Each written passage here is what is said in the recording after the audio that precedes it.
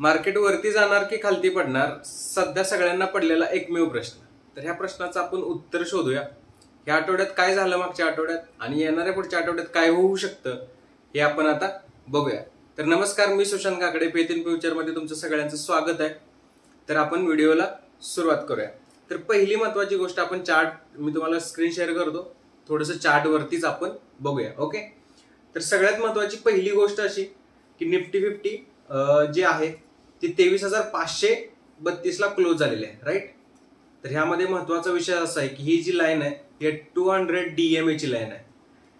बरोबर. तरी खूप इम्पॉर्टंट लाईन मानली जाते स्टॉक मार्केटमध्ये किंवा टेक्निकल चार्ट मध्ये. तर ह्या लाईनला निफ्टीने टेस्ट केलेला आहे. आणि बँक निफ्टीचा जर सीन बघायचा असेल तर बँक निफ्टीमध्ये पण सेमच झालेला आहे. बँक निफ्टीमध्ये पण सेमच गोष्ट झालेली आहे. ठीक आहे. तर ह्या दोन गोष्टी सध्या मार्केट क्रुशियल कंडिशनला आहे. जर इथून मार्केटनं ब्रेक केलं तर मार्केट अजून खाली डाऊनसाईडला जायची शक्यता आहे. पण इथून मार्केट माघारी जाऊ शकतं, रिटेस्ट घेऊ शकतं, मार्केटमध्ये एक रिव्हर्सल येऊ शकतो, असं थोडंसं तज्ज्ञांचं म्हणणं आहे. बघूया कसं होतंय मार्केटला. ठीक आहे. नेक्स्ट वीक आहे. तो सगळ्यात महत्वाची बघायची गोष्ट अशी आहे की ह्या लेवलला मार्केट सध्या कसं प्ले करतंय. ओके. पहिला मुद्दा झाला हा. दुसरा मुद्दा असा आहे की 31 दिवसापासून 31 डेज FI सेलिंग केलेलं आहे. जवळपास 1,40,000 कोटी FI सेल केलेले आहेत. पण जर तुम्ही DI चे आकडे जर बघितले तर DI चे आकडे 1,35,000 कोटीची बाईंग पण आहे.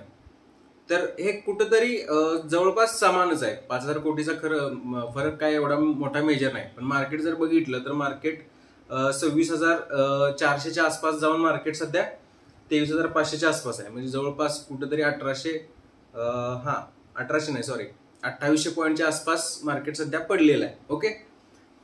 तर हा जो फरक आहे ना, यामध्ये सगळ्यात मोठी रोल कोणी प्ले केलेला आहे तर तो आहे रिटेलरने. रिटेलर पॅनिक झालेले आहेत, रिटेलर बाहेर पडलेले आहेत आणि सध्या तशी म्हणवाशी बाईंग पण येत नाही. प्रत्येक अप जर बघितला तुम्ही डे चार्ट मध्ये जर बघितलं तर मार्केट सकाळी वर जातं आणि पुन्हा दिवसभर खाली पडतं. तर जे वरचं मोमेंटम होतं तिथे लोक बाहेर पडायचाच विचार करतायत.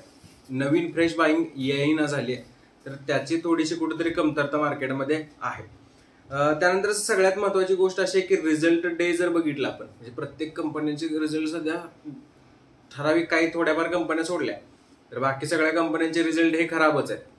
तर मेजर पॉईंट हा आहे की रिझल्टचे जे दिवस आहेत ते संपलेले आहेत. म्हणजे कमीत कमी आता इथून पुढे कंपन्या रिझल्टच्या नावाखाली 5-6% तरी पडणार नाही, कुठेतरी साईडवेज जातील किंवा इथून बायबॅक सुद्धा कंपन्यांमध्ये येऊ शकतं. कारण बरेचशीच प्रॉफिट बुकिंग सुद्धा कंपन्यांमध्ये झालेली आहे. ठीक आहे. तो एक महत्वाचा विषय झाला. त्यानंतर ट्रम्प आल्यानंतर इंडियामधून पैसा काढून FIs अमेरिकेमध्ये पण टाकते सध्या. तर त्याचा फ्लो किती आहे तो अजून नक्की डिसाईड झालेला नाही. म्हणजे किती गेलेला आहे आपल्याला कळालेलं नाही किंवा जाईलच ह्याची गॅरंटी पण नाही. कारण इंडियामध्ये ऑब्व्हियसली ऑपॉर्च्युनिटी असणार आहे. एक क्वार्टर आपला जर खराब गेला याचा अर्थ असा नाही की आपली इकॉनॉमीला मेजर डॅमेज झालेला आहे, असं पण नाही. एखादा क्वार्टर खराब होऊ शकतो, काही प्रॉब्लेम नाही. येणारा काळ चांगला असू शकतो इंडियासाठी. बाकीच्या गोष्टी व्यवस्थित आहे. ऑर्डर बुक पण कंपन्याकडे भरपूर आहे. ठीक आहे.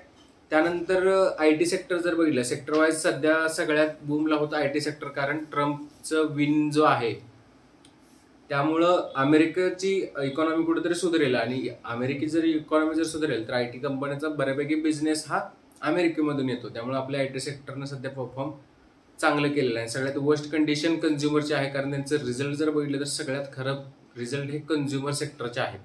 त्यामुळे कन्झ्युमर सेक्टर पण पडलेलं आहे. पण जर नेक्स्ट वीक जर बघितला तर आपल्याला पहिला मेजर पॉईंट असा आहे की 200 DMA ला मार्केट कसं वर्क करतंय. बरोबर. हे टेक्निकल अनालिसिसनुसार असं आहे. जर फंडामेंटल बघायला गेलं तर FIs ची बाईंग माघारी येऊ शकते का. कारण CLSA म्हणून एक फर्म आहे, त्यांचा फोकस जो आहे तो इंडियावरती शिफ्ट केलाय असं ते म्हणतात. तर इंडियावरती शिफ्ट जर केला असेल तर इंडियामध्ये पुन्हा बाईंग जर FI ची बाईंग जरी यायला सुरुवात झाली तरी पण आपल्या रिटेलरला, आपल्या DI ला कॉन्फिडन्स येऊन मार्केटमध्ये चांगला माघारी बूम येऊ शकतो मार्केटमध्ये. बरोबर. त्यानंतर सगळ्यात महत्वाची अर्निंग सेशन संपलेला आहे तिथून, त्यामुळे पुढचा वीक जो आहे तर मेजर डॅमेज नाही होणार आहे. ठीक आहे. तर ती एक महत्वाची गोष्ट आहे. तर बघूया नेक्स्ट वीकमध्ये काय होतंय. ह्या वीकचं काय झालं मी तुम्हाला सगळं डिटेल्स सांगितलेलं आहे आणि असंच इन्फॉर्मेटिव्ह व्हिडिओ आम्ही तुमच्यासाठी घेऊन येत आहे. तर हा व्हिडिओ जर तुम्हाला आवडला तर तुम्ही जे स्टॉक मार्केटमध्ये तुमचे मित्र वगैरे असेल तर त्यांना शेअर करा, आमच्या चॅनलला सबस्क्राईब करा आणि व्हिडिओ लाईक करा आणि असाच सपोर्ट राहू द्या. थँक्यू.